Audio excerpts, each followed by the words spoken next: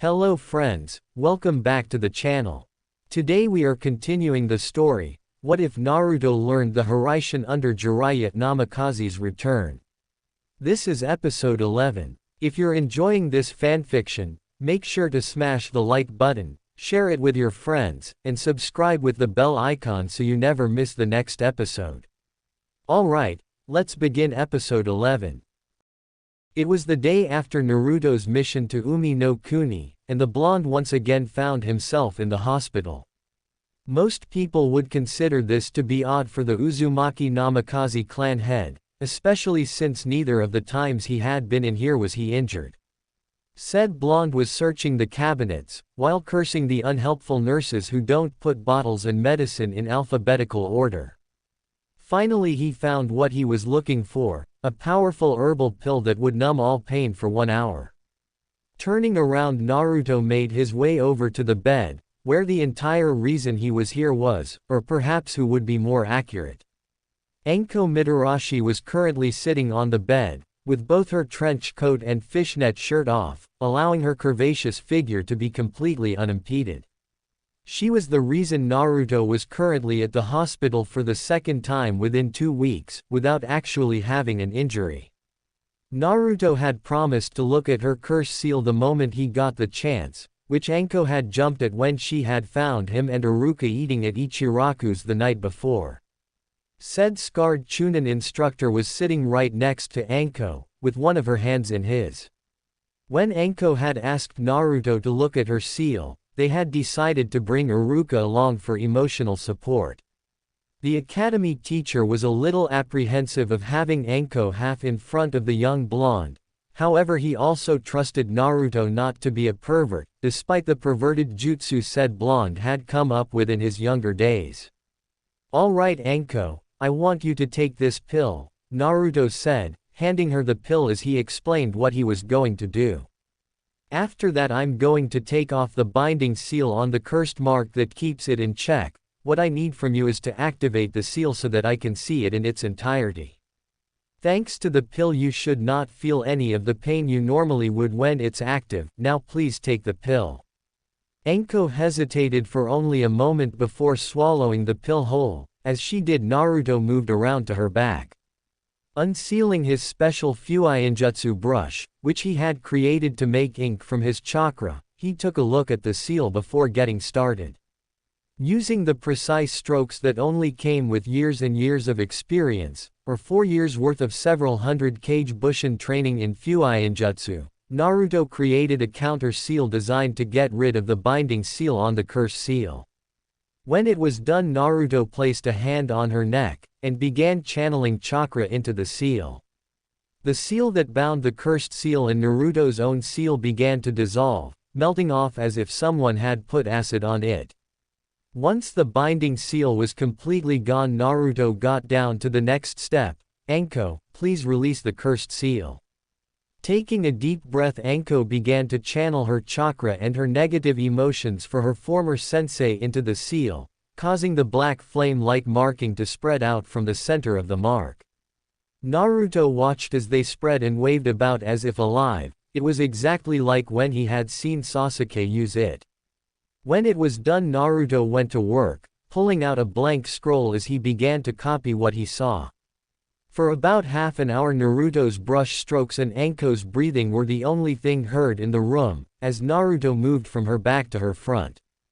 Drawing out the seals in a circular pattern along the paper, making sure that he had everything right by double and triple checking his work. Once he was satisfied, Naruto spoke again, "Alright, deactivate the seal." With a nod, Anko began to call the cursed seal back, letting it retract from her skin in much the same way it came. Once she did, Naruto, who was behind her again, began to apply a more advanced binding seal than the one she had on. This one was actually based off of Naruto's own 8 trigram seal, which held the Kyuubi at bay. Naruto had been able to find a way to modify it in order to contain the seal on Anko, making the binding seal many times more powerful than any other in existence. After all, if something is designed to contain a Biju, then containing human-created powers are nothing. Alright, Naruto spoke with a sigh of relief. It's all done. That seal should keep it from even twitching until I can find a way to get rid of it. Naruto came back in front of the two as he rolled up his scroll, putting it into his pouch where it was sealed into a containment seal. He looked at the two and gave them a smile. Now then, why don't you guys just enjoy yourself? I should be able to find a way to remove it within the month. Confident aren't you, Gaki? Enko asked with a grin, though one could see she really hoped that what he said would be true. Naruto grinned. I think I've got a right to be confident. After all, Ero-sensei even admitted I'm better than him with Fuinjutsu. Baka. Don't insult the Sennin with such disrespectful titles. Iruka scolded, though it was rendered ineffective by Enko's laughing. Naruto grinned. I just call him as I see him, and any man who can call themselves a super pervert without shame deserves such a nickname. Anyways, I'm gonna go see Ba-chan and see if she's got a mission for me. Naruto left the room with a red-faced Iruka, and a madly cackling Enko. Making his way outside, Naruto headed off to the Hokage Tower. Along the way he made sure to pay attention to how the people around him reacted to his presence. As his speech had intended to do, nearly all of the generation his age and younger were looking at him with no small amount of awe and respect. It had been one of the few reasons he had announced his status to the village. Because those who were too young to remember the Kyuubi's attack or not born yet had an unbiased opinion of what had happened so long ago. Without the hate and fear clouding their mind as many of the older generation had, they were able to make a more informed decision on his revealed Jinchuriki status.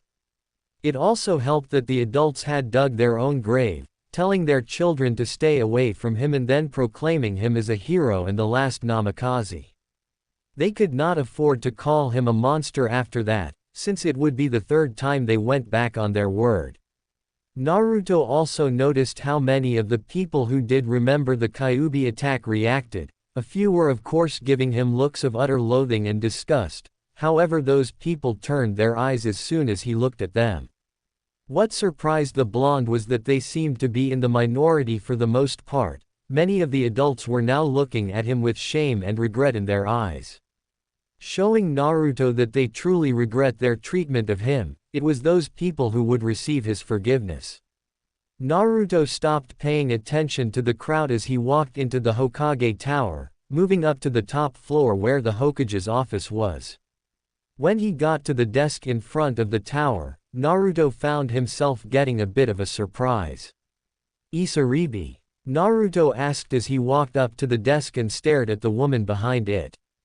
Said woman looked up and almost immediately a large blush lit her cheeks. "Oh, Naruto-kun.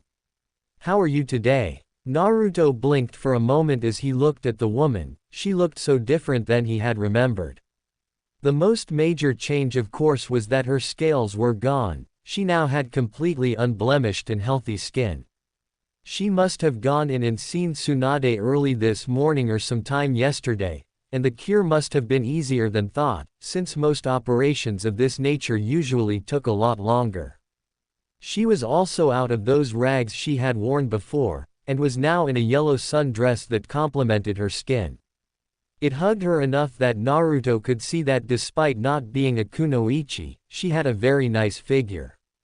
Naruto assumed she got it from all of the swimming she used to do. Naruto's mind rebooted as he registered the question and he smiled at the girl. "I'm doing good. And how about you? I see you went to see Tsunade." Isaribi nodded. "Yeah, I went in early this morning." Apparently the process was easier than she had initially thought it would be. Isaribi blushed a bit in embarrassment. She gave me an explanation, but I didn't really understand any of it. Afterwards she said I could work here, while Shizune-san works at the hospital. Naruto gave the black-haired woman a foxy grin, causing said woman's blush to spread further across her face. "That's awesome. To be honest, a lot of her explanations would go way over my head as well. It's good to see that you got a job already. I guess this means you're going to stay."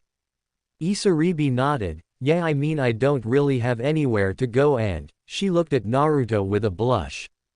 Naruto knew what it meant but pretended not to notice it. I'm happy for you. So I take it Ba-chan is in.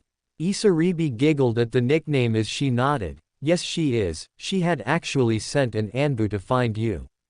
Though since you're here and they aren't I guess they're still looking. Thanks, Naruto said as he walked to the door, without even bothering to knock he threw it open. Hey Ba-chan I heard you were calling for me.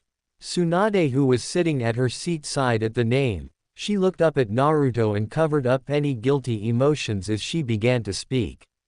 Yes I did, I am not sure if you're aware or not but in 1 month the Chunin exams will be coming back to Konoha. Naruto tilted his head to the side. I was not aware of that. I take it you have a mission that involves the exams for me. I hope it's not another invasion, Naruto said in a dramatic fashion. Don't even joke about things like that Gaki, Tsunade said, though there was no real malice in her voice.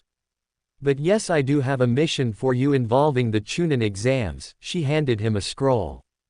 You along with 2 other Jonin will be acting as proctors for the Chunin exams. Naruto raised an eyebrow in surprise at this, he had not expected to ever proctor in the Chunin exams. He had always been a fighter-type shinobi, pointed at the enemy and let him go. Still it was an order, and if he was honest with himself it did sound fun. Alright I guess I can do this, so who are my partners? Man, that woman dragged you into this troublesome job too. Naruto looked over at Shikamaru, who was apparently going to be one of the proctors for the exam. Yes she did, I'm surprised she would choose you for something like this though. I mean you're so lazy. Mama Naruto, you know you're also something of an oddity for this mission, Kakashi said as he flipped a page of his book. Yeah but then again so are you, Naruto retaliated with Kakashi conceding the point. They of course knew the reason Naruto and Kakashi had been chosen, it was to show the strength of Konoha. By having 2 such prominent figures such as Kakashi no Sharingan and the Nadaime Kuroi Senku it would make a huge political statement about how powerful Konoha is. This would in turn make more clients want to hire them, knowing that 2 powerful shinobi were a part of the Leaf's forces. So anyway there are usually 3 parts in this exam, Naruto said as he looked at his mission scroll. He had already memorized it, but it never hurt to read it over again. Yep, Shikamaru said in a lazy drawl, the Chunin exam is always 3 phases. The first is a written test to test a shinobi's aptitude of looking underneath the underneath, as the old adage goes. Then you have the second stage, which is a test in the forest of death. This one can vary in difference from test to test however one thing remains the same. It is a test of teamwork and to see if they have what it takes to survive in a harsh environment. After that if there are too many people who passed, we will have to hold a preliminary round to get rid of a few genin. And the last test is always a one-on-one tournament, which is designed to show potential clients the strength and skill that the genin who passed the other exams possesses.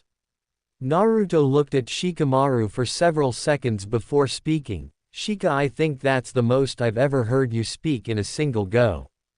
Naruto grinned when he heard a mutter of trouble, so who's going to take which parts?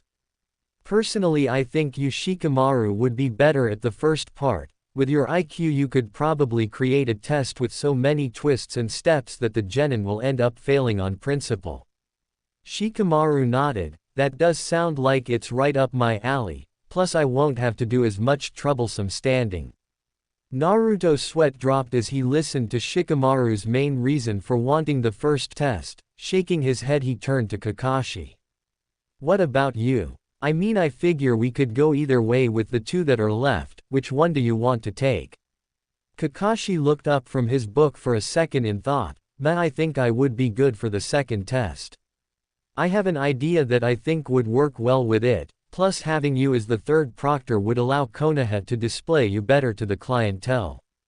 Ah, great, just what I need, Naruto groaned, I almost feel like a trophy wife. Well, Shikamaru drawled with a smirk, you're certainly troublesome enough to be one.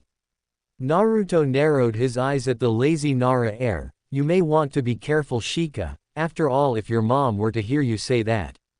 Within the Nara household, Yoshino Nara sneezed into the food she was making. She got so mad that when Shikaku walked into the room she began to hit him with a frying pan. Shikaku, who had not been expecting it, was sent flying into the ground, where he was beaten unconsciously. Shikamaru paled at the thought of what his troublesome mom would do if she found out about that comment. "I hate you, Naruto." Naruto merely laughed at him. A blinded-folded Naruto stood in the center of a clearing in his backyard. He was in a basic stance for one of the toad styles he had been taught. Around him were nearly 200 other Narutos. Some had Susanoo out as well, others had Hiraishin kunai, and some were merely using their bare fist. For a moment all was silent, except for the faint rustling of the trees when a breeze blew by. Then, without warning, all of the clones attacked, coming at him with speeds that were beyond most Jonin. Naruto, however, remained rooted to the spot, and as soon as the clones got in close, Naruto began to move.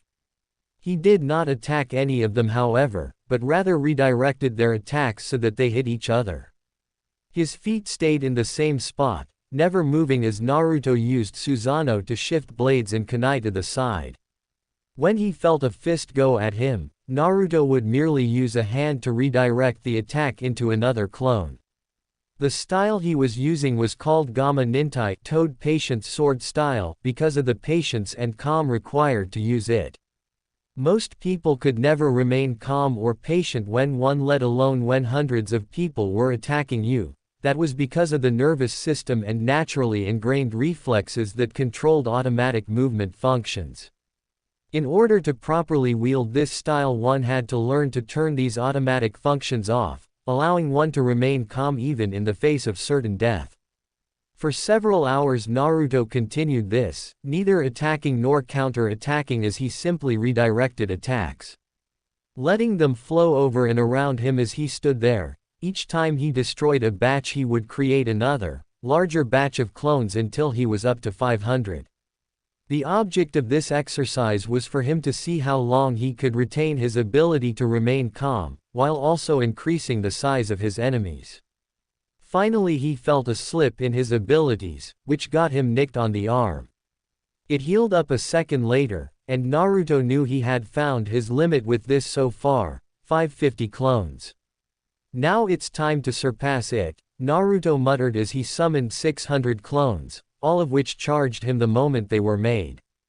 "So tell me, why are we here again?" Naruto asked the people who had managed to drag him here.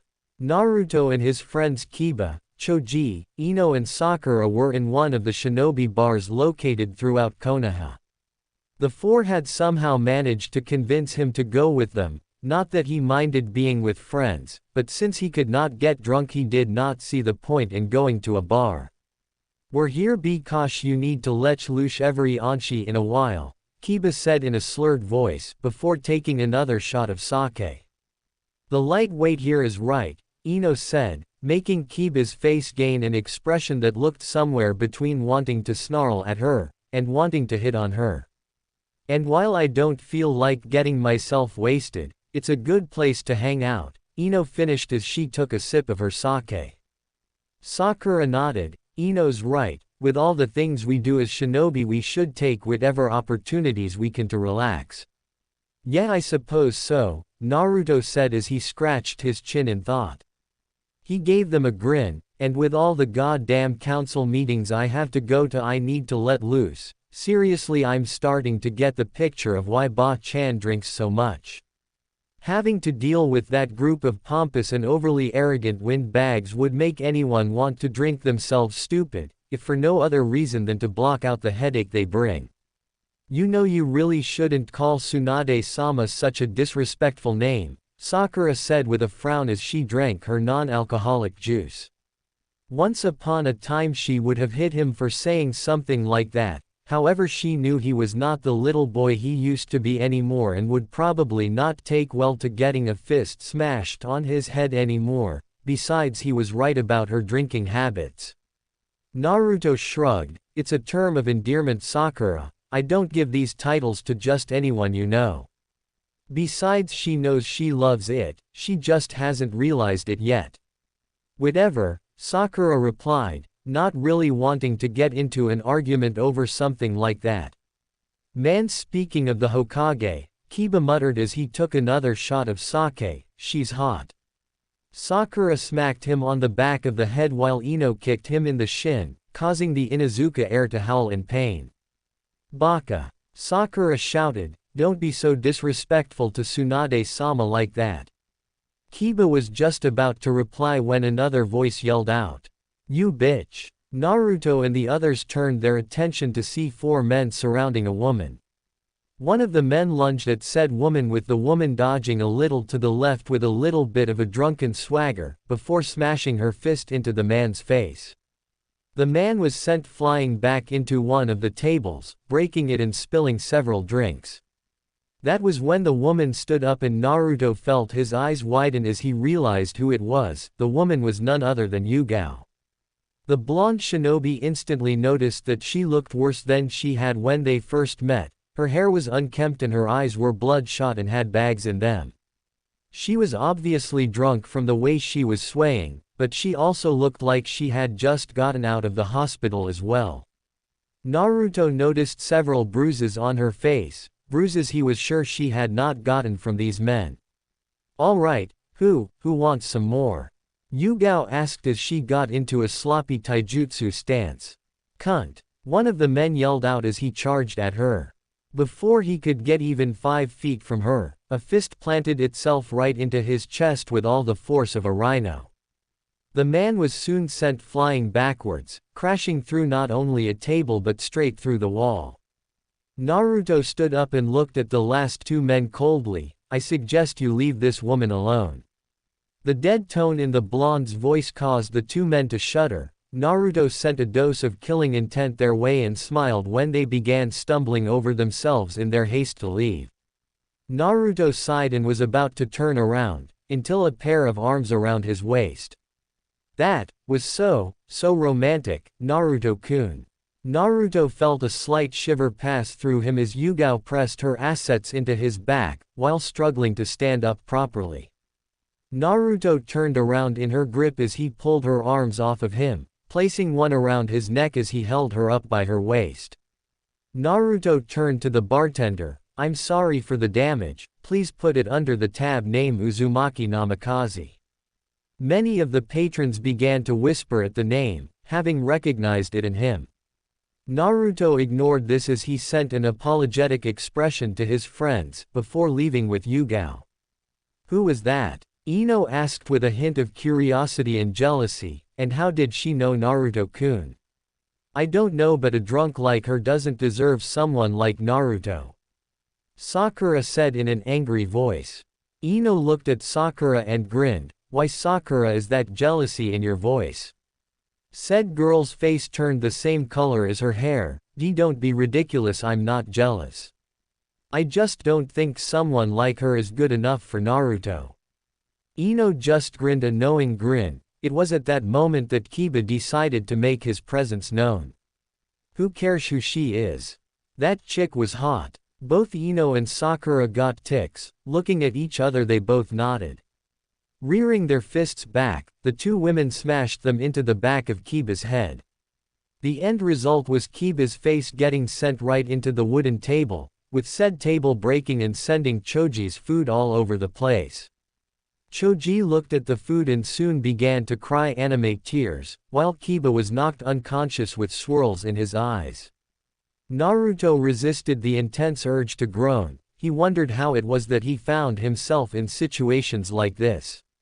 He was unsure whether it was a blessing or a curse, but every time a beautiful woman was in some kind of trouble, he seemed to be in the right place at the right time to help. It happened with Koyuki, as well as several other daimyos. It happened with Mei, it happened with Konan, and it happened with Yugito and Anko. Now it was happening with Yugao, and he did not mind helping her. Quite the contrary, in fact, he was more than happy to finally be able to help her rather than the other way around. He really wished she would change her topic of conversation. They were currently wandering aimlessly, since the woman was refusing to tell him where she lived and he could not remember. Worse than that, Yugao's choice of conversation were of the things she and Hayate used to do, things that should forever remain private. And did you know that Hayate-kun is such a pervert? Yugao asked with a giggle. I remember this one time, when he wanted us to play out this one scene. It was from one of the Ika books. And so Naruto tried to ignore the purple-haired woman as Yugao went into explicit detail of her and Hayate's life, something he would never in a million years want to hear about. Yugao-chan, not to be rude or anything, but could you please tell me where you live so I can escort you home?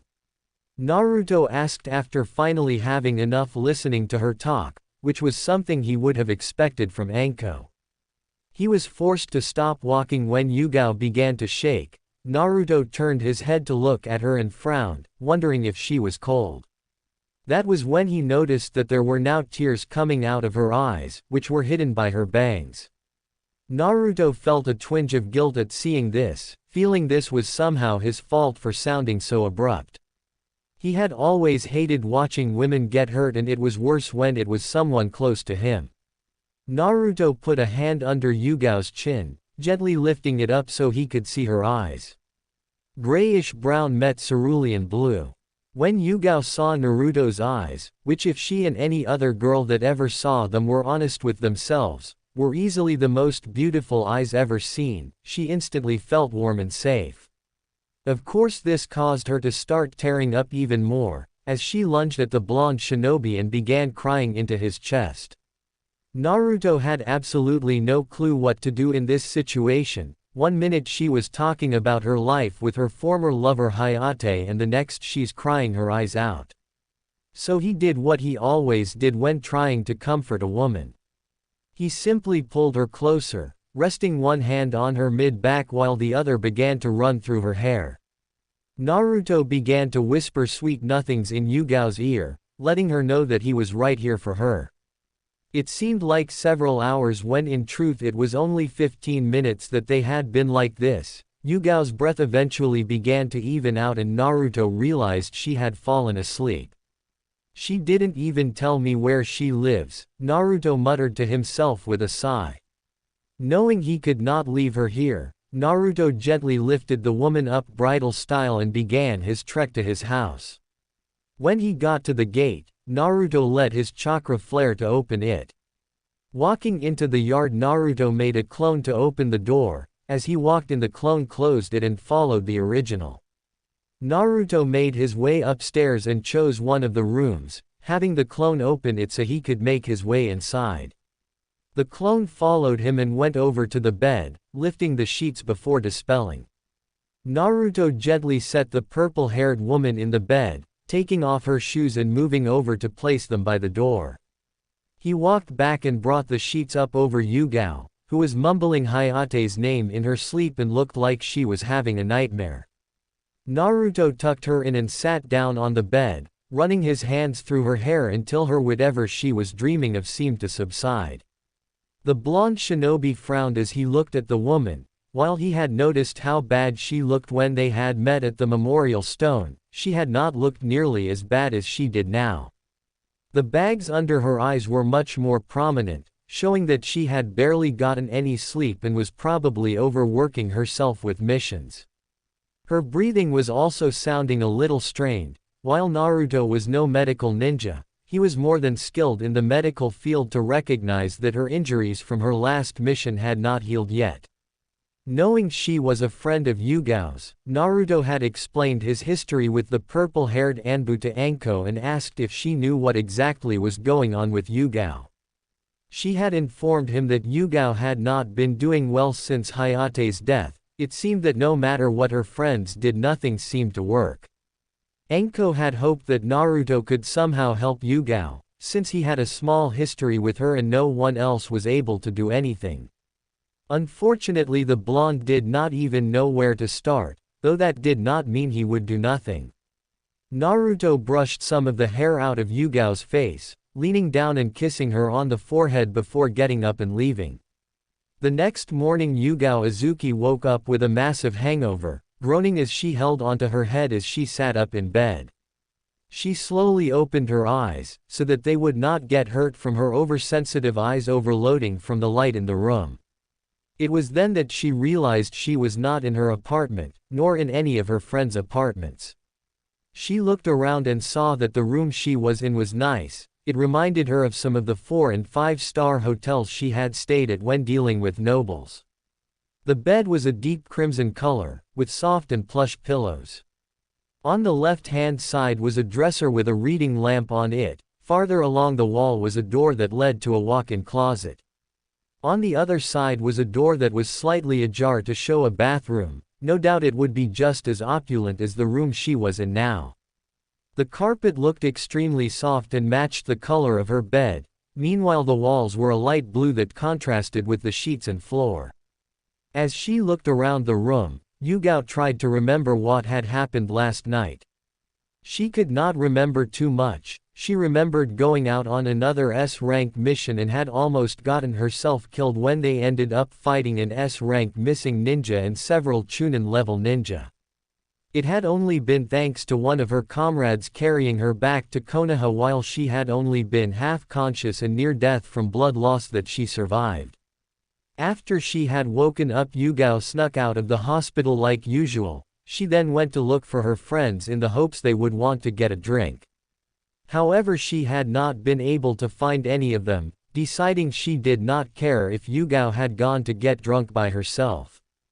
After that, things got fuzzy. She remembered a fight of some kind, feeling really bubbly, then feeling depressed and finally feeling completely safe. She was unsure what to make of this. However, she knew that whoever had given her that last feeling, which she had not felt since Hayate's death, must live here. Getting out of bed, Yugao felt her legs wobble a bit and had to wait for a moment to regain her balance. Once she did, the young woman checked herself over, and sighed in relief when she noticed the only thing that was out of place on her was the fact that she had no shoes on. Looking around, she spotted her shoes near the door, moving over despite the headache she had when Yugao put on her shoes. She then opened the door and looked out. One side had a staircase while the other had a door. Not seeing anyone, Yugao moved to the staircase, walking down as she made her way to the first floor. About halfway down the stairs, an absolutely heavenly aroma hit her nose. Yugao soon found herself following the mouth-watering scent. She stopped where the scent seemed to be and found herself in a kitchen. Looking around, she blinked in surprise as she noticed who was cooking. It was Naruto, wearing a pair of what looked like workout sweats of some kind, flipping some kind of pancake in the frying pan he held. Yugao stayed in her spot for a long while as she looked at what in her head was a really odd scene. That was when Naruto turned around to put the pancake, which Yugao noticed was flat, down in a dish and saw her. Naruto gave the woman a large smile. "Good morning, Yugao-chan. How did you sleep?" Yugao blinked before remembering her manners. "Oh, I slept fine, how about you?" "Pretty good," Naruto replied as he poured some batter onto the pan. "Why don't you go sit down while I finish cooking breakfast? It should only be another minute or two." Unable to really think properly due to the scene before her, Yugao merely nodded, walking over to the table and taking a seat. Several minutes later, Naruto came to her with an empty plate and a glass of freshly squeezed orange juice. He set some pills on her plate, making her look at him and quivering an eyebrow. "There are hangover pills," Naruto explained as he walked back into the kitchen to grab a large dish filled with the flat pancakes. "I came up with them when I was traveling with Ero-sensei. The man would always wake up in the morning with a serious hangover." Naruto set the dish down. "I created those so I didn't have to wait for him to get over it naturally to train me." Yugao nodded and despite still feeling out of sorts cracked a smile. It was just like Naruto to give someone in authority such a disrespectful name. She remembered the times she had been the boy's bodyguard and he had barged in on the Hokage, calling him Oji-san. She grabbed the pills off her plate and swallowed them with some orange juice, sighing in relief as she felt her headache disappear. "That feels so much better," Yugao said, "Thank you Naruto." Naruto grinned at her as he served her a plate of the flat pancakes. "Not a problem Yugao-chan, you know I'm always willing to help a friend." Yugao smiled one more time before she turned her attention to the food. It had to be the oddest-looking breakfast she had ever seen. The pancakes were completely flat and were rolled up. Stuffed inside were various fruits and some kind of cream cheese. She picked up a fork and cut a piece off. "What is this?" she asked as she looked at Naruto. The blonde shrugged, "Something I found in my mom's cookbook. They're called crepes. You'll have to tell me how they are, since this is the first time I've ever cooked them." Yugao looked at the food with a small amount of apprehension. Back when she had been watching Naruto, the blonde had been a terrible cook.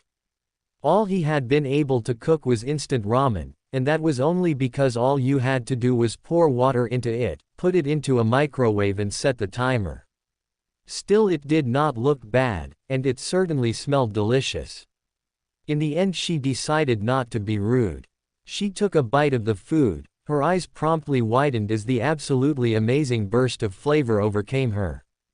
The food was sweet and literally melted in her mouth. Soon enough all reservations were gone and Yugao was stuffing her mouth like never before.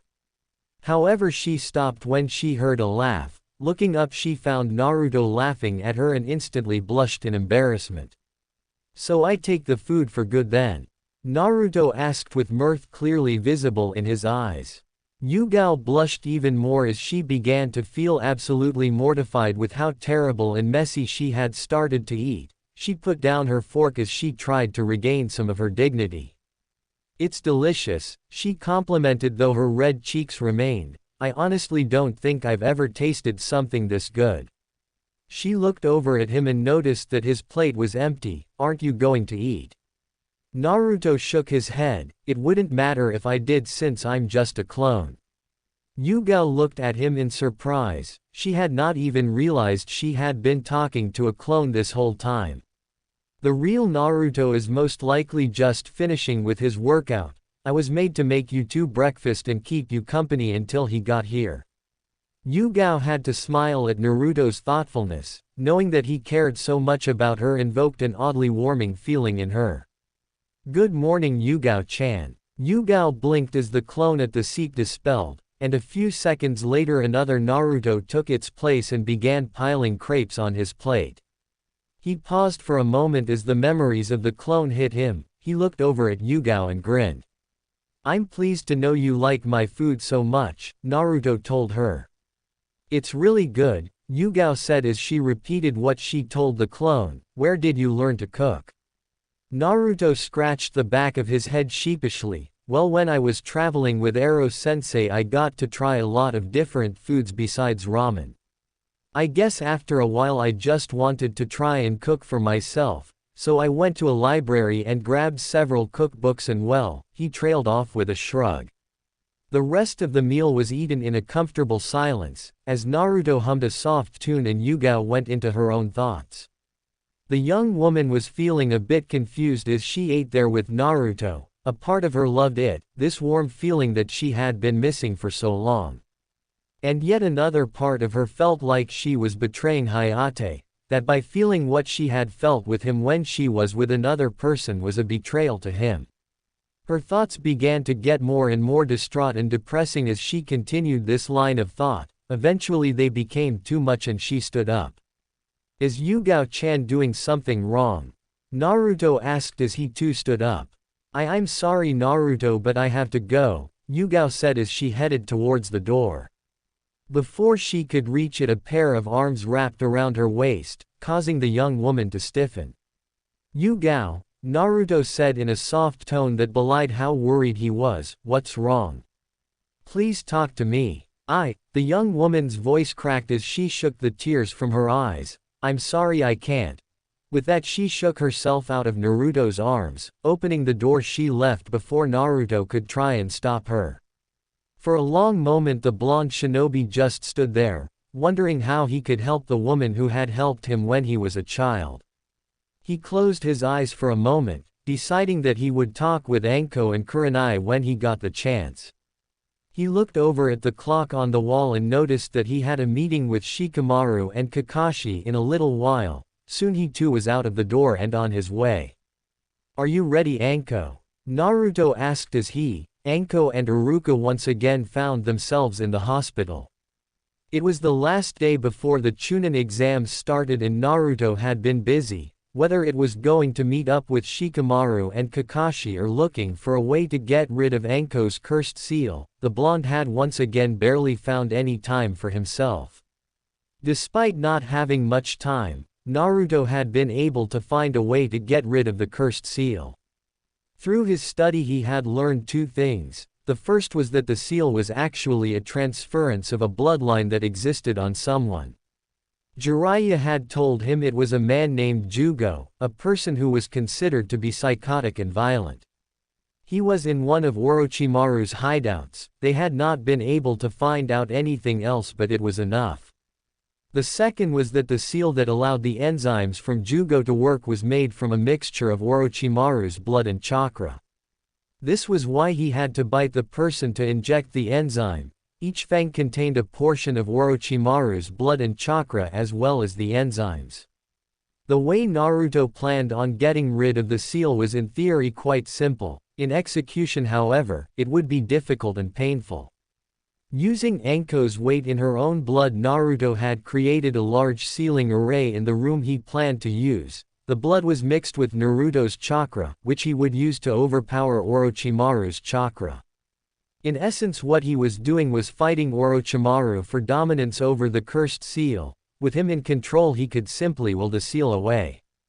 Anko nodded. "I was ready the moment I got this thing." Naruto nodded. "All right then. I want you to sit in the center of the array and we'll begin." Anko gave another nod, kissing Iruka on the cheek, and she moved over to the center with Naruto, where she sat down. Naruto got out his brush and the special ink he had created from her blood and his chakra. The first thing he did was get rid of his binding seal. With that done, he moved on to the hard part. "Anko, this is going to hurt, but I need you to activate the cursed seal." Unfortunately, he had found out that because of the pain-numbing effects medicine had on the nervous system, Anko could not use any since her body would be unable to fight the seal's effects, and that could end up destroying her body from the inside out. He watched as Anko activated the seal, gritting her teeth as pain began to spread throughout her body. Naruto dipped his brush in the ink and began to create his seal, covering every inch of the activated cursed seal with his own. The process was only around 15 minutes, but to Anko it felt like an eternity. When it was done, she heard Naruto mutter, "Now comes the hard part." The blonde began to inject his own chakra into his seal, using it to try and overpower Orochimaru's tainted chakra. Anko soon began to scream as the pain became overbearing, collapsing to the floor as Naruto's chakra and Orochimaru's began to push against each other for dominance in the seal. Iruka, who was still standing to the side, was about to rush over, but a glance from Naruto stopped him. If he interfered, his chakra could easily tip the balance of power in the seal. Naruto felt sweat trickle on his forehead as he continued, watching the seal go from blue to black and back again as the struggle continued. The problem with what he was doing was that Naruto had to be careful with how much chakra he put into the seal. Too much and Anko would suffer from chakra overload, too little and he would not be able to get rid of Orochimaru's chakra. Naruto gave one last push of chakra, watching as the seal turned blue and stayed that way. Naruto sighed in relief as he shut off his chakra flow, gently lifting Anko, who had passed out sometime during the process. Naruto looked at the cursed seal, which was now blue, having had Orochimaru's chakra exorcised. Naruto took his hand and placed it over the seal, using another seal he had prepared to take all of his chakra out of her system, making the cursed seal disappear as if it never was. Naruto looked over at Iruka, who had finally come over. "Get her trench coat." Iruka blinked before nodding dumbly and going back to grab Anko's trench coat. He walked back and gave it to Naruto, who wrapped it around Anko. Standing up, he gave the purple-haired snake mistress to Iruka. It's done, the seal is gone. Ruruka looked at Anko's neck and noticed that the seal was indeed gone. He gave a large smile as he thought of how happy Anko would be when she learned of this. Thank you Naruto, Ruruka said to his little brother. Naruto scratched the back of his head as he gave a smile. Not at all, you don't think I would let my precious people suffer like that, did you? He put his hand down and got serious again. Make sure that you give her a lot of fluids, also make sure she waits a month before doing anything that requires her to use chakra. Ruruka nodded, thanking Naruto again before he left. Naruto created several cage bushins and had them clean up the room before he too left. Shikamaru sighed and resisted the urge to mumble, even though that was exactly what it was. The genin who managed to get past the genjutsu down below were now starting to filter into the room, taking seats at the many tables around it. Unlike last time when they had desks when he had taken the exams, this time there were several dozen rounded tables. Each table had 3 chairs, making it obvious that they were meant for teams to sit in. The Chunin watchers were on 3 sides of the room, while Shikamaru was in front. On the walls all around the room were dozens upon dozens of posters, which caught the eyes of many of the genin. Shikamaru waited for about 30 minutes for any genin teams who were lagging behind, before nodding to one of the Chunin close the door.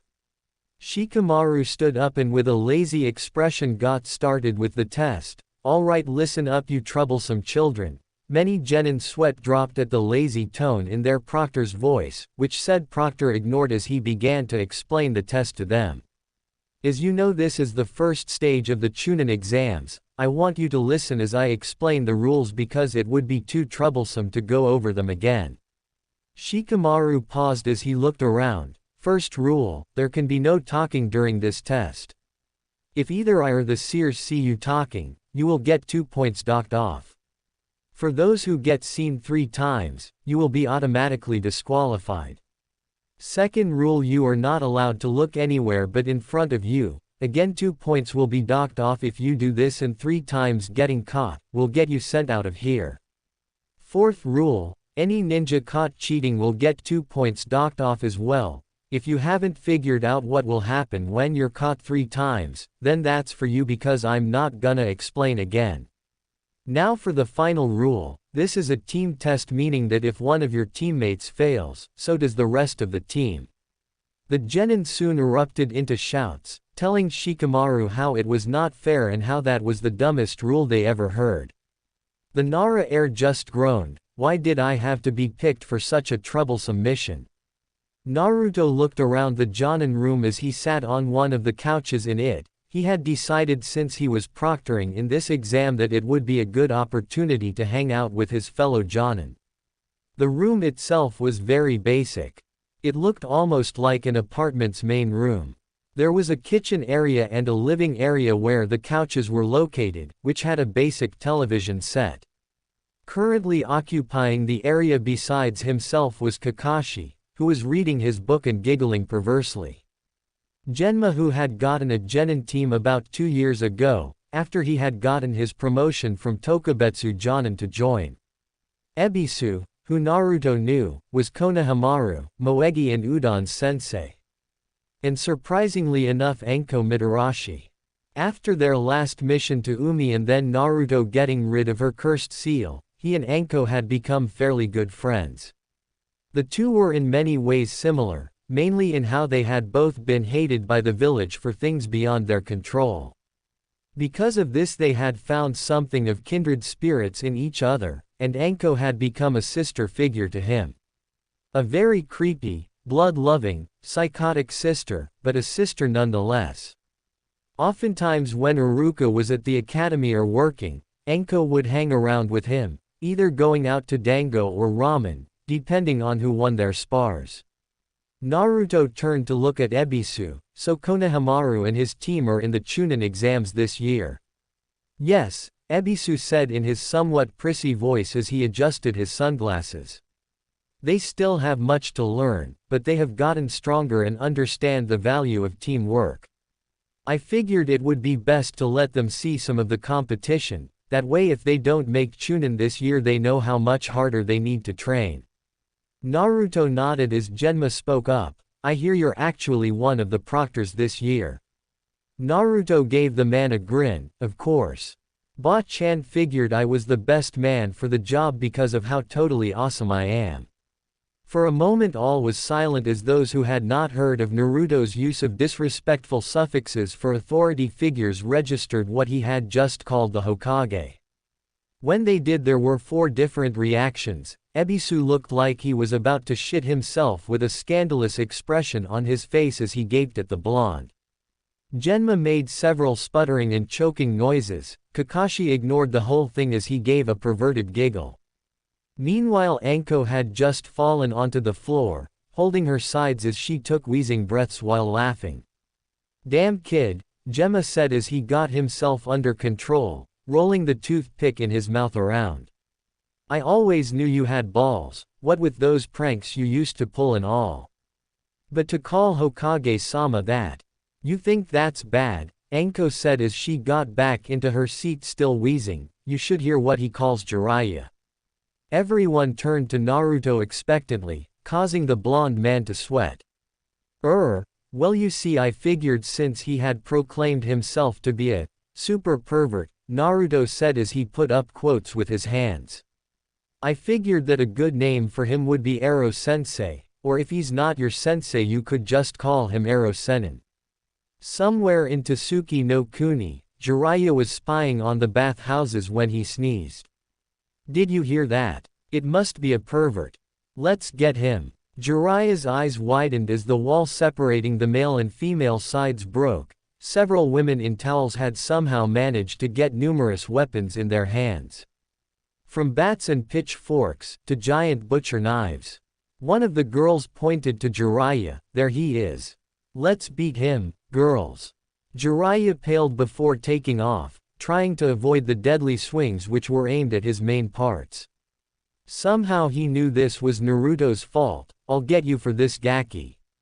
I take that back, Gemma said. Kid, you've got to have the biggest pair of brass balls I have ever seen, to call 2 of the 3 senin something like that. Anko grinned. Oh, these kids got a pair all right. In fact if it wasn't for Iruka-kun, I would take this kid home and… Anko, Naruto interrupted the woman with a blush. I do not need to hear that right now.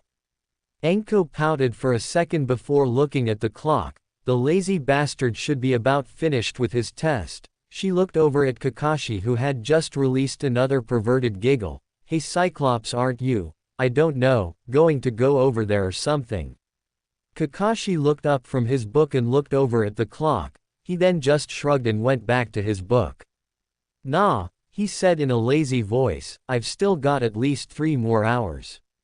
Everyone else in the room sweat dropped at the man's choice to be tardy. Shikamaru sighed as the hour he gave the kids to finish their test came up. The test had been designed to make it so you had to cheat, but also make it increasingly difficult. Like the test he had been given, this one had questions that were far too advanced for the average genin. However, rather than have Chunin hiding in the room and writing the answers, Shikamaru had the answers hidden in the posters. The seats were strategically placed so that each genin could see several of the answers, but not all of the answers. And because they could not look anywhere other than in front of them, they had been forced to communicate the answers to each other. This meant that they had been forced to establish some form of communication, since they were unable to talk.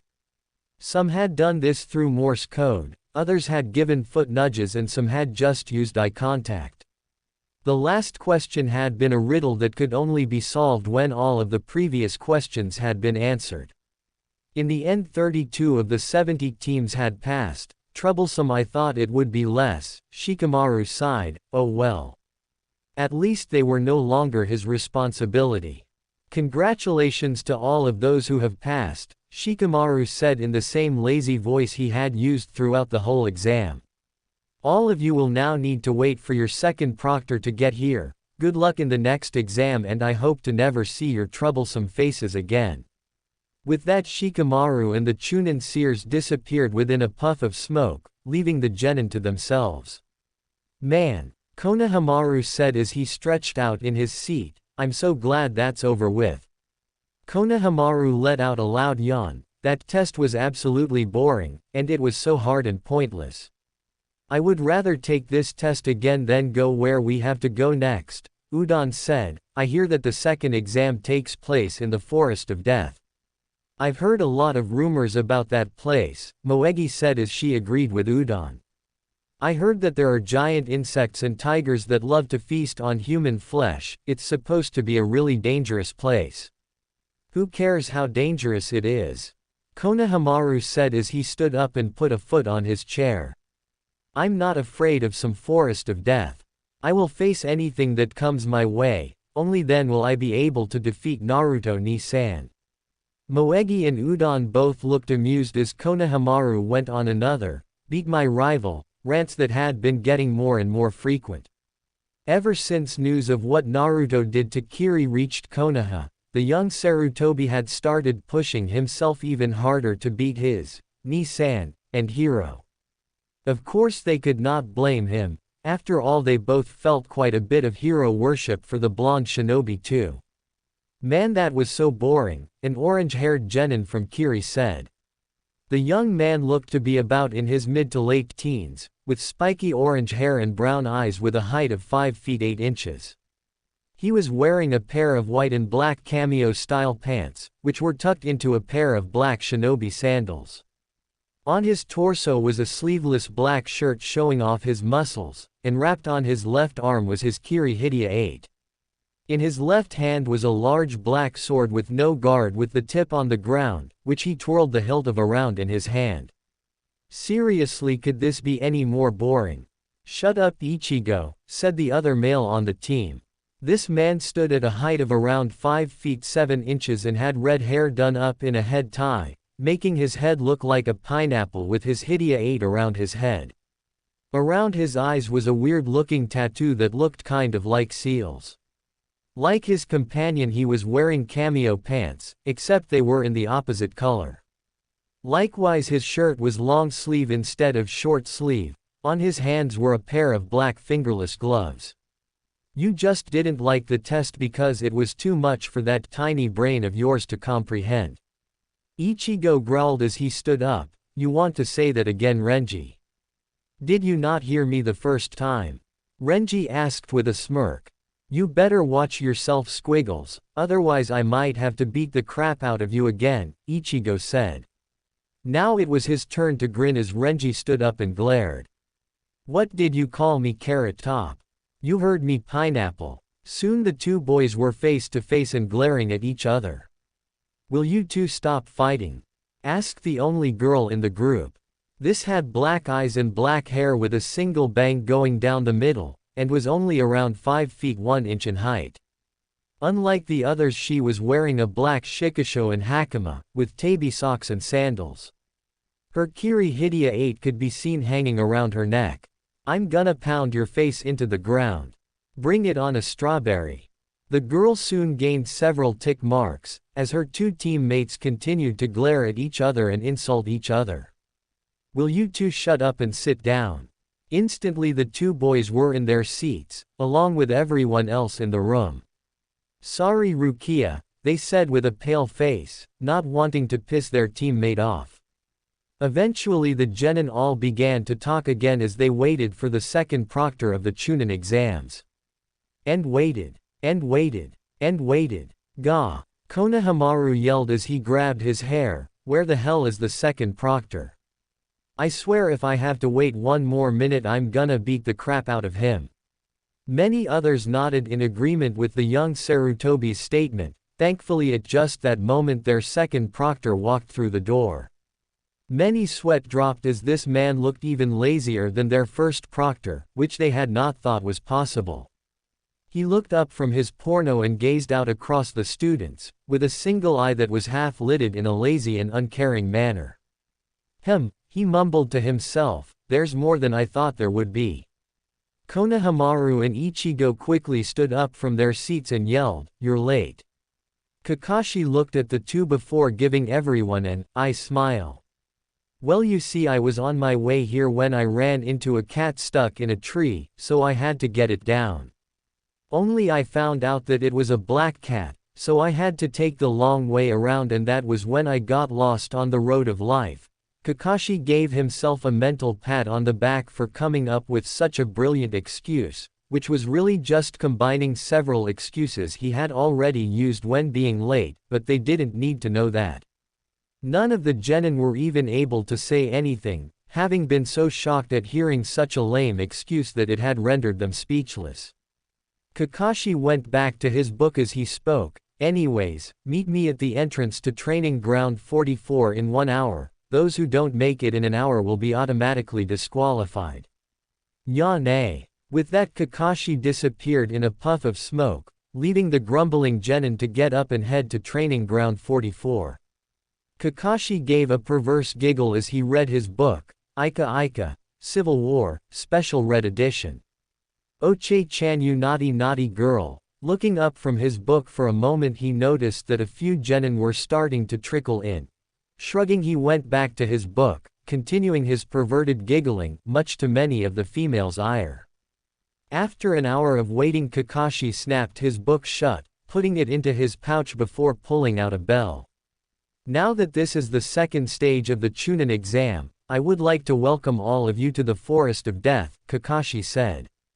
Despite his voice being just as lazy as always, the genin began to sweat as the Cyclopean Jonin began to let out his killing intent. Now the purpose of this exam is rather simple. Each team will get a single bell. Kakashi lifted up his bell and jingled it. Your purpose is to get at least one other bell in order to pass. You will have a total of 5 days to do this. He paused here for a moment, however the teammate who does not have a bell will automatically fail. Kakashi watched as the genin erupted into shouts of anger. It always amused him how easy it was to rile genin up. They were still so pissed from him being late that the Cyclops doubted they could even think straight. Finally deciding they had shouted enough, Kakashi shut them up with a burst of killing intent.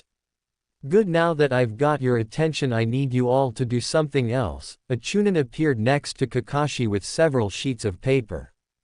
The Jonin took a sheet from the top and showed it to everyone. Because we have a lot of people die here every year, we are going to have you all sign these forms. Otherwise we would not have a way to claim deniability when we have to return your corpse to your village. Kakashi chirped in a cheerful voice as he gave the now pale genin an eye smile. The Chunin began to hand out stacks of death waivers to the genin, telling them to pass them off. Once all the papers were signed, the genin went to their assigned gate where they were given a bell. Finally Kakashi's voice rang out over the speaker telling them to start, and the gate opened up. The genin began to speed off, not even aware of the dangers that awaited them. Kakashi pulled his book back out and began to read for a moment. So what do you think? He asked seemingly to no one. There was a slight rustle in the trees as a dark orange blur shot out, landing on the ground a little ways away. Naruto stood up and shook his head at his sensei. I cannot believe you actually gave them a bell test. Seriously Kakashi, it's like you have some kind of bell fetish, Naruto finished with a cheeky grin. Kakashi let out a huff. Hey, I'll have you know that the bell test is a Team 7 tradition.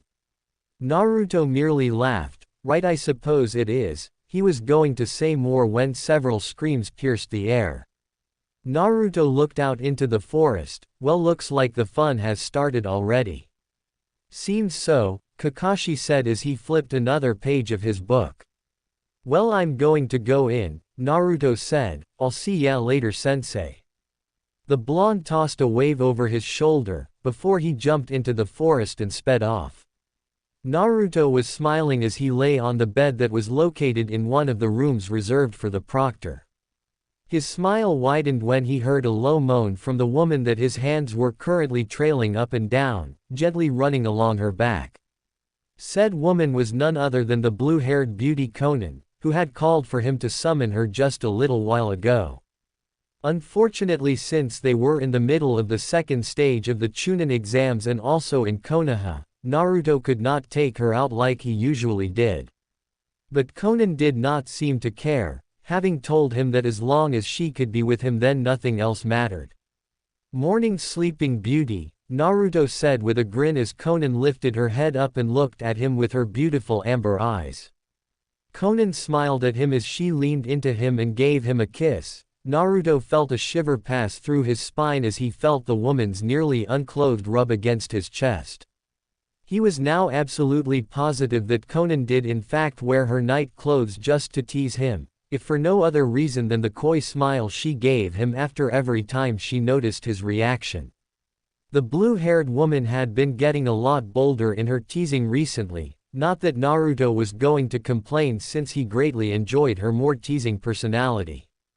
Morning yourself, Conan mumbled into his lips as they continued to kiss. Naruto pulled the blue-haired woman even closer, licking her bottom lip as he asked for entrance. Conan opened her mouth, but rather than let him in she tried to push her tongue into his mouth. However, Naruto was not so easily outdone and the two soon began to duel as they let their tongues push against each other. Having more experience, Naruto was the winner in their duel. He began to eagerly explore the woman's mouth. She tasted flame-broiled fish, which Naruto knew was her favorite food and something he would cook for her whenever they got together. Eventually Naruto retracted his tongue and let Conan do some exploring of her own. When they broke apart, Conan smiled at him as she laid her head on his chest. You know, I had a really good dream last night. Oh? Naruto asked as his hands began to slowly trail up and down Conan's back again. I hope I was in it, he said in a teasing voice. You were, Conan said as she gave light moans from Naruto's touch. I had dreamt we finally achieved true peace, Conan gave a content sigh. We got married and had a family, and had 2 children, a boy and a girl. Our son's name was Yahiko. Naruto smiled as he closed his eyes and listened to Conan. That does sound like a good dream. When we have a son we'll name him that in honor of your friend. His blue-haired lover gave Naruto's chest a light kiss, before resting her cheek against Naruto's chest. And what about our daughter? Asked Naruto. I don't know, I didn't hear her name in the dream. Conan looked up at Naruto. What would you name our daughter? Naruto closed his eyes in thought for a moment before smiling. Kushina. After your mother? Conan asked with a somewhat sad smile. Naruto nodded as he opened his eyes. Yes, because I never knew my parents. I am never able to feel as close to them as I want. I know that a part of me loves them, but another part doesn't really know enough to love them. All I know are the stories I hear, but I've never met them or anything. I feel that maybe if I name our child after her, I can in some way be closer to my mom, you know. I do, Conan said as she brought her hand up and began to draw circles on the blonde's chest. I only knew a bit about my parents. They died when I was young, though I can't even remember their names anymore. I was about 6 years old when they died. 7 when Yahiko found me scrounging through the trash in one of the slums in Aim. Naruto kissed Conan on the head as he buried his face in her hair, letting her scent invade his nose. They stayed like that for a while until Naruto spoke again. So what has Akatsuki been up to? Conan sighed as she realized they would have to talk business. So far Akatsuki only has the Rokubi and the Sanbi which Deidara and Tobi just captured. Naruto nodded when Conan quoted the name Tobi, knowing who she was talking about. I think Kisame and Itachi are currently going after the Gobi, but I can't be sure. Since you killed 3 of their members, the others have been forced to switch targets in order to compensate. I'm sorry. Conan said as she lowered her head, slightly ashamed at not being able to give better information. Naruto frowned as he lifted Conan's face up, placing a chaste kiss on her lips before speaking. Kona-chan, you know that I don't really care about the information. The only reason I'm even considering letting you stay with them is because of Gaara, Yugi-chan and B. The fact that you have information on what Akatsuki is doing is more than enough to help, though I would personally prefer if you stayed with me. Conan smiled at him, pleased to know that he was so concerned for her. Thank you, but you know that no matter how much I wish to, I can't leave right now. Naruto did indeed know, if she left now it would become obvious she was a spy and traitor.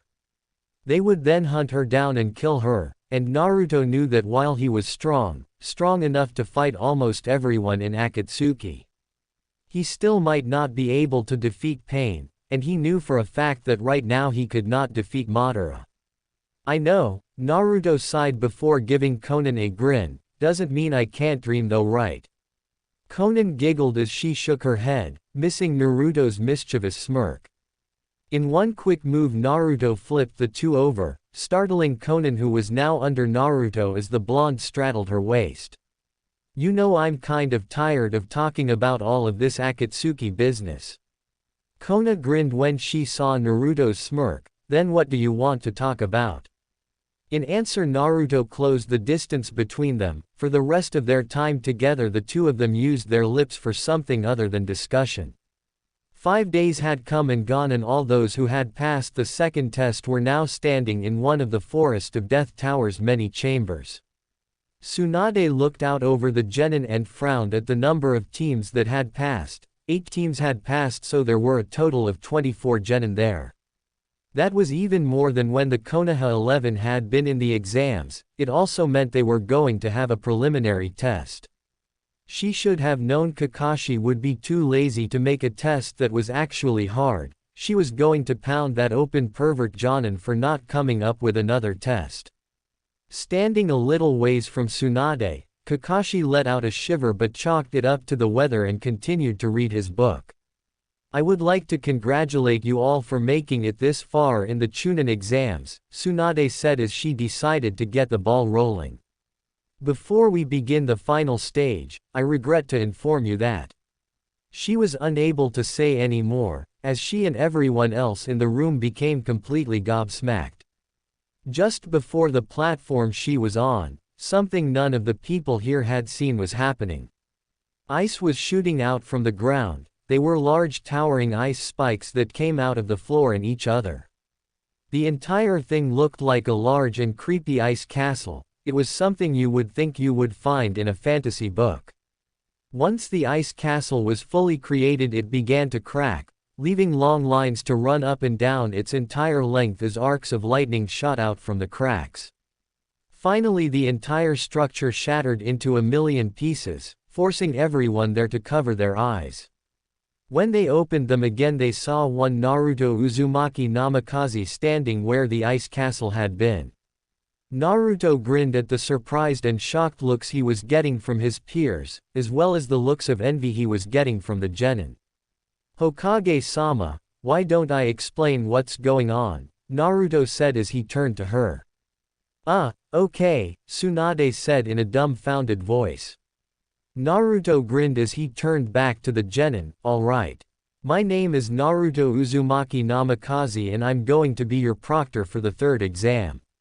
Naruto felt a smirk come on his face as many eyes widened in recognition. The HWhat team that managed to pass actually looked like they were going to shit themselves in fear. And I haven't even unleashed my killing intent. Naruto thought with a grin, damn I'm good. He soon began to speak. Now as Hokage-sama was about to say, unfortunately too many teams ended up passing the last test. This means that we need to decrease the number of genin who will be in the last exam, which means we are going to be holding preliminaries. Wait, you mean right now? A genin from Kusa asked. But we just got out of that damn forest. One of the Konoha genin shouted. Naruto shrugged, not my problem. Had you not taken so long you would have had more time to rest. Now then I want all of you to move up to the fighter's balcony, when your name appears on that board. Naruto pointed to the board behind and above him. I want you to come downstairs and onto the arena floor. The genin went upstairs as the board began to run through names before selecting 2 random ones from the genin who passed. The first 2 matches passed by in a blur to Naruto, who did not find anything particularly skilled in the participants. The first match was a man from Iowa named Kanashi Motaka, and a Suna genin called Otame Shinji. Otame was able to win by using a wind jutsu to cut through Kanashi's stone armor, and knock the kid out by smashing some of the excess rock on the Iwa Genin's temple. The second fight was between a Kumo kunoichi named Akira Kazuki, and a Kusa shinobi named Kyle Teneb. Akira was able to win by using a Raiden jutsu to scramble Kyle's nervous system, allowing her to knock the boy out. Renji Ibari vs. Kan Nokaza. Naruto watched as the two fighters took to the arena, the red-headed Kiri shinobi standing on one side. And the Iwa shinobi, a man with black hair and gray eyes, stood on the other. "Are both fighters ready?" asked Naruto, receiving a nod from each fighter in turn. Naruto's hand made a slashing motion, then Hajime. Renji pulled his katana from his sheath as he charged towards the Iwa Genin, who was currently going through hand seals. When Kan was finished, he slammed his hand into the ground and shouted, "Doten! Doroku Geishi! Earth Release! Earth Shield!" An earth wall appeared before Renji, forcing the Kiri swordsman to swerve and change course. While this was happening, the Iwa shinobi was going through more hand seals, finishing them just as Renji appeared on the left-hand side. Doten! Doryu Dango! A giant mud ball was launched out of Kan's mouth, heading on a collision course with the Kiri Genin. However, Renji poured some chakra to the bottom of his feet, putting on a burst of speed and dodging to the right. He then came in close to Kan and aimed a slash at the other Genin's head. However, Kan was able to keep out of the way for the most part and only had his jacket slashed. He took out a kunai as Renji charged again. The two were soon fighting a close quarters battle. As the fight progressed, it became clear that Renji was better. Not only did he have a sword which extended his reach, but he was just plain more talented. In the end, Renji made the Iwa Genin duck under a slash, and then smashed his foot right into the man's face, sending the Iwa Genin sprawling to the ground, unconscious. The winner by knockout is Renji Ibari. Naruto announced as the red-haired Genin went back to his team. The next match was between a Kumo shinobi named Raiden, and a Konoha Genin called Daidenta Onmakatsu. The battle was fairly well matched until Raiden started channeling lightning chakra into his hands, making it so that even if Daidenta was not hit, he would still get a mild shock.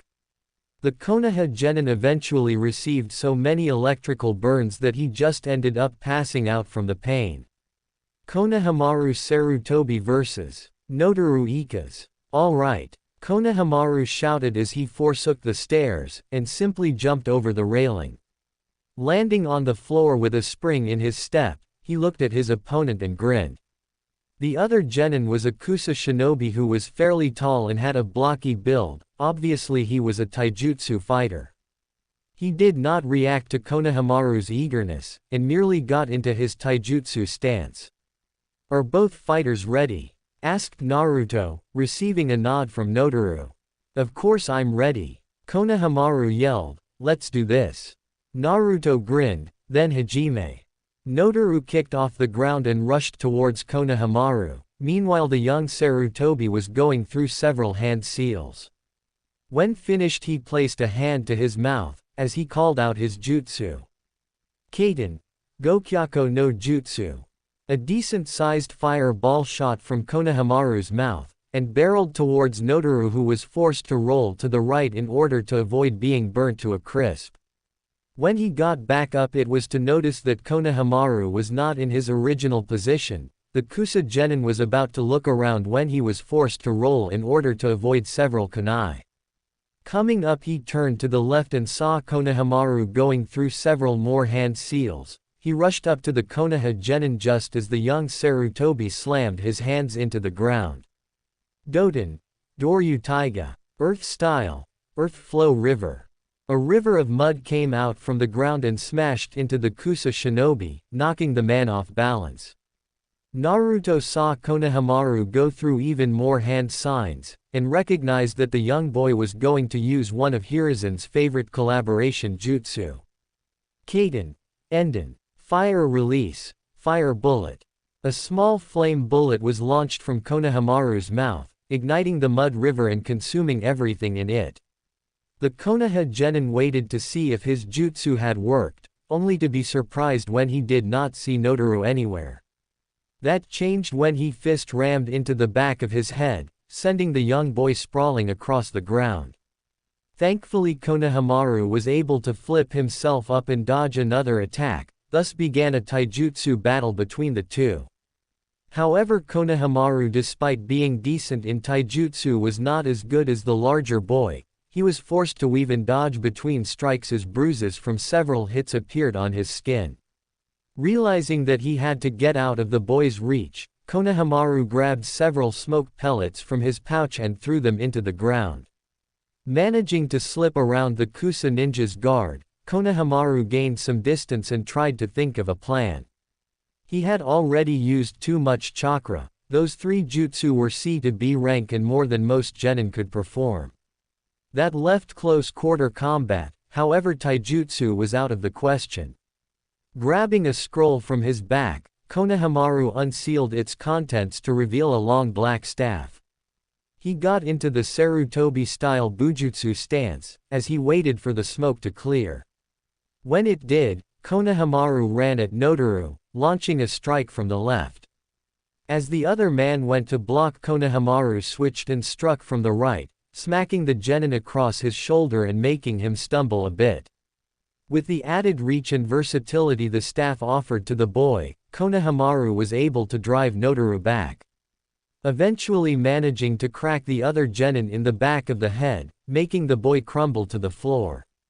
The winner by knockout is Konohamaru Sarutobi. Naruto said with a grin. Yes. Konohamaru jumped into the air. I'm the best.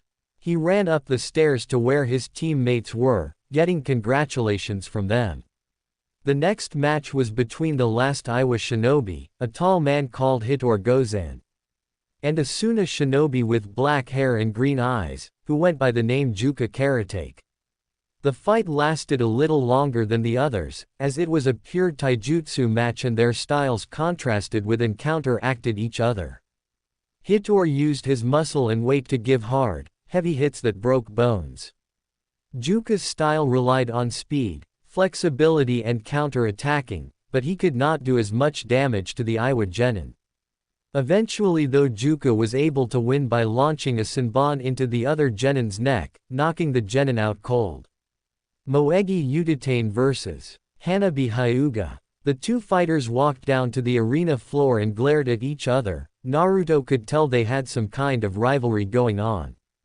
As the two stood on opposite sides, Naruto looked at them. Are both fighters ready? He asked and got a nod from each. Then Hajime. Moegi threw several kunai at the Hyuga girl, knowing that close range with her was suicide. Hanabi merely dodged and blocked the kunai, before continuing on her way towards the orange-haired girl. Moegi began to backpedal as she continued throwing kunai, trying to gain some distance between them. Unfortunately for the orange-haired genin, Hanabi was the worst possible opponent for her. Moegi was a genjutsu and medical ninja type, and she had not been training under Tsunade long enough to learn the woman's secret strength technique. Genjutsu would not work on Hanabi, and her taijutsu was only subpar since she rarely used it. Despite this disadvantage, when Hanabi managed to close the distance, Moegi stepped up her game and tried her best against the taijutsu specialist. The battle was not as long as the others. Moegi was only able to get in a few good hits as her tenketsu points were closed. When Moegi fell unconscious due to too many tenketsu points being closed, Naruto was forced to call the match. The winner by knockout is Hanabi Hyuga. Said girl began to walk back up to the balcony, while the board began to call names again. Rukia Kuchiki vs. Talia Notomi. Naruto watched as the two girls came down. Neither really spoke. Talia, the last Kusa genin, took the left, while Rukia stood on the right and unsheathed her sword. Are both fighters ready? Naruto asked as he received a nod from each. Then Hajime. Naruto jumped out of the way just as Rukia put on a burst of speed. Talia did not even have time to act as the Kiri genin slashed across her arm. The Kusa Kunoichi hissed in pain, as the muscles in it were damaged enough that she would not be able to make hand seals for jutsu now.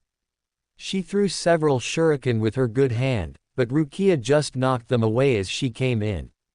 Talia was soon forced to dodge and move back as she attempted to put distance between her and the sword user, however Rukia stuck on the woman like glue. In the end Talia ran out of juice and was forced to forfeit. The winner by forfeit is Rukia Kuchiki. Naruto called out, as Rukia went back up to the balcony to her team. Udon Mitokado vs. Hikari Katona. Udon walked down to the ring. Rather than getting in a ready stance he put his hands in his pouch. On the other side Hikari, a kunoichi from Suna who was a few years older than Udon, got into the Suna Academy taijutsu style. Naruto looked at both of them, or both fighters ready. As he received a nod from each he slashed his hand down, then Hajime. As soon as the fight started Udon threw several shuriken at Hikari, then went through several hand seals. Ninpu, Shuriken Kage Bushin no Jutsu. 5 shuriken became 25 as they sailed towards Hikari, they stabbed right into the Suna kunoichi. However rather than blood coming out, flower petals flowed out of her body. Udon watched as Hikari's entire body soon dispersed into flower petals, he looked around waiting to see what happened. You Udon-kun. Udon turned around and saw Moegi lying on the ground in a pool of blood, her hand reaching out to him. For a second Udon began to freak out, before remembering that Moegi was in the hospital with her tenketsu closed. Genjutsu, Udon thought as he put his hand in the release seal. Kai. The vision wavered before dispersing. Hikari appeared right next to Udon with a kunai in hand. The Konoha shinobi ducked under a slash, planting a hand on the ground. Udon lashed out with a kick, hitting her hand and causing her to drop her kunai. Reacting quickly Udon pulled out some ninja wire and attached it to a kunai. Jumping back he swung it around and threw it at the kunoichi. Hikari soon found herself falling onto the ground as the wire wrapped around her. Before she could even think of escaping, Udon grabbed her kunai and placed it at her neck. Surrender, Udon commanded. Hikari tried to think of a way to get out of her situation, but soon realized there was nothing she could do. Sighing, Suna kunoichi gave in, I surrender. The winner by forfeit is Udon. Naruto said, as said Genin cut Hikari from the wire and helped her up. The next match was between two Konoha genin, who Naruto thought honestly did not belong in the Chunin exams. Their battle reminded him of Sakura and Ino's fight during the time when he had been in the exams, meaning it was as bad as two fangirls duking it out. Like that battle, this one ended in a double knockout. The second to last match was between a Kumo shinobi called Anui Tatino, who was tall with black hair and red eyes, and a Konoha shinobi named Hisai Bamino, an older shinobi with brown hair and brown eyes. The battle did not last long as the two started throwing kunai and shuriken at each other, before moving on to taijutsu. Anui managed to knock Hisai out by using a kariwimi to fool the Konoha genin and neck chop him from behind. Ichigo Kurosaki vs. Gyousa Uedoshi. Ichigo appeared on the arena floor as soon as his name appeared on the board, taking a few practice wings with what Naruto could only consider a giant butcher's knife. While Gyousa just walked down and stood in his spot, waiting silently for the battle to start. Are both fighters ready? Naruto asked, getting a nod from Gyousa. Of course we are, Blondie, Ichigo said in his cocky tone, let's get this party started. Whatever you say, Strawberry, Naruto chuckled as the Kiri genin growled, Hajime. Naruto quickly shone away, appearing next to Tsunade. A good thing he did too, since as soon as he started the battle Ichigo had blasted across the ring. The Kiri genin sent an overhead slash at Gyousa, who sidestepped the attack. When the sword hit the ground, it formed a large crater. Ichigo did not even seem to notice as he swung his sword diagonally, hoping to bisect Gyousa. Said genin jumped back, but did receive a gash across his chest. Ichigo continued to stay on the Konoha shinobi's tail, slashing and hacking at his opponent.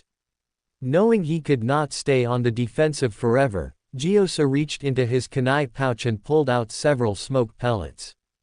When Ichigo came in to attack again, the Konoha shinobi threw the pellets in the teen's face. Jumping out of the expanding smoke screen, Gyusa began going through several hand seals. Kaiten, Gokyaku no Jutsu. A fire was launched from Gyusa's mouth, heading towards the smoke screen. It had not even gone 2 feet when a large blue blade of energy sliced it in half, continuing on towards the Konoha genin.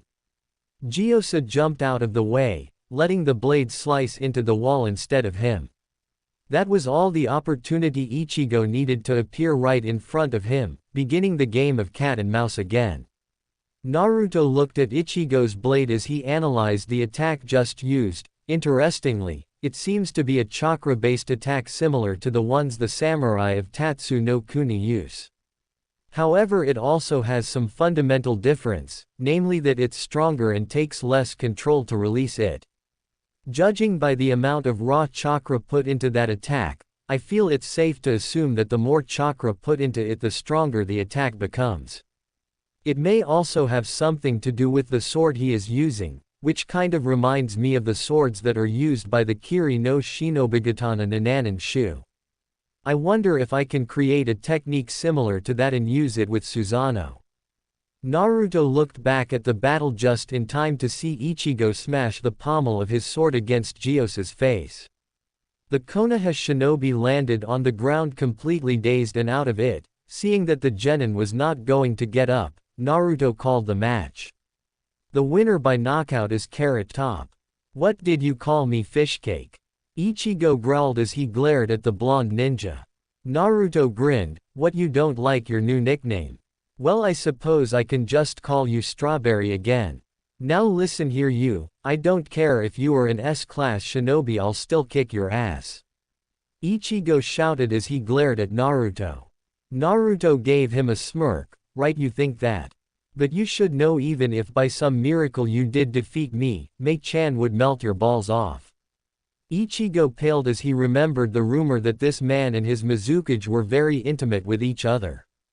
While he himself had never seen the two of them together, since he had always been on missions or at the academy. Many other people had, and would often speak about how romantic it was that their hero and Mizukage were together. He muttered an apology to the blonde as he hurried back up to his team, leaving all of the ninja who were not from Kiri confused. Seeing that all the battles were now done, Naruto called the genin back down before beginning his small speech. Congratulations to all of those who passed. You have truly shown that you are the best of your village, be proud that you have made it this far. Now the final exam will take place in 1 month. I suggest you use that time wisely to train and create strategies to defeat your opponents. Naruto paused for a moment to let his words sink in. Now normally we would draw numbers and you would find out who you're facing. However, we won't be doing that this time. In live combat you almost never know who your opponent is until you start fighting, so shall it be with this tournament. Therefore I suggest you train to be able to counter any opponent you may come across. Good luck, and I will see you in the exams. As the genin began to filter out, Naruto went over to Tsunade. I want to talk to her about something for the upcoming final exam. Omake. Repercussions of an author. Point 2. Naruto ran as the horde of fangirls followed him doggedly, trying to get him so they could do any number of uncouth activities with him. The blonde was not sure how they found him, nor how they continued to find him and stay on his trail. It was like they were bloodhounds, or maybe they had some kind of Naruto sensor on them. In either case he was forced to continue running. As he turned a corner he opened a door to one of the bars in the area, slamming it shut and hiding. He did not even realize the danger he was now in. Naruto peeked out of the window as his fangirls passed his spot, screaming out to him about marriage, children, and white toast was always butter side up. As they did, he swore to Kami that if he found out who let loose that he was the author to Loveless he would skin them alive. In the Yamanaka flower shop, Ino let out a loud sneeze. I guess someone's talking about me. She rubbed her nose. I hope whoever he is hot. Naruto was just about to give a sigh of relief as the girl's passing died down to a trickle, when a familiar scent hit his nose and made him pale. It was the scent of arousal. Turning around, Naruto found himself staring at what was apparently one of the many Naruto and Loveless fan clubs that had formed throughout Konoha. Naruto looked at the banners with his face and book on them, then turned his attention to the nearly 4 dozen blushing and drooling women who were staring at him. He pressed his back on the door as he grabbed the handle. Hey, hi girls, Naruto said weakly. That seemed to be the signal as all the women stood up and pointed at him. It's Namikaze-sama. Get him, girls. Naruto shot out of the door like a rocket, as he began running from this new horde. Of course, with fangirls nothing ever goes right, and soon enough the first horde joined the second. As Naruto ran in fear of his life and many bits, he cried anime tears. Why is this happening to me? Done. I hope all of you liked this chapter. I wanted to do something that I have not really seen done before. Every time Naruto proctors the Chunin exams, it's during the time when the Konoha 11 does it. So I figured it would be cool to do it after his return from Konoha. Also note the Kiri genin I introduced. Yes, I did get them from Bleach and they will play a small part in the series like all minor characters. Well, that's all I can think of. If you have comments, questions, rants, or just want to tell me exactly why toast is always butter side up, let me know. Also, I am currently looking for a beta reader. If anyone is interested, please MS me. Ya nay. And that's the end of episode 11. How did you like this episode? Tell me in the comments, do you think Naruto is getting closer to fully mastering the Hiraishin? If you want episode 12, then please like this video and comment, next episode. Thank you so much for watching. Don't forget to subscribe and hit the bell icon. I'll see you in the next episode. Take care, bye.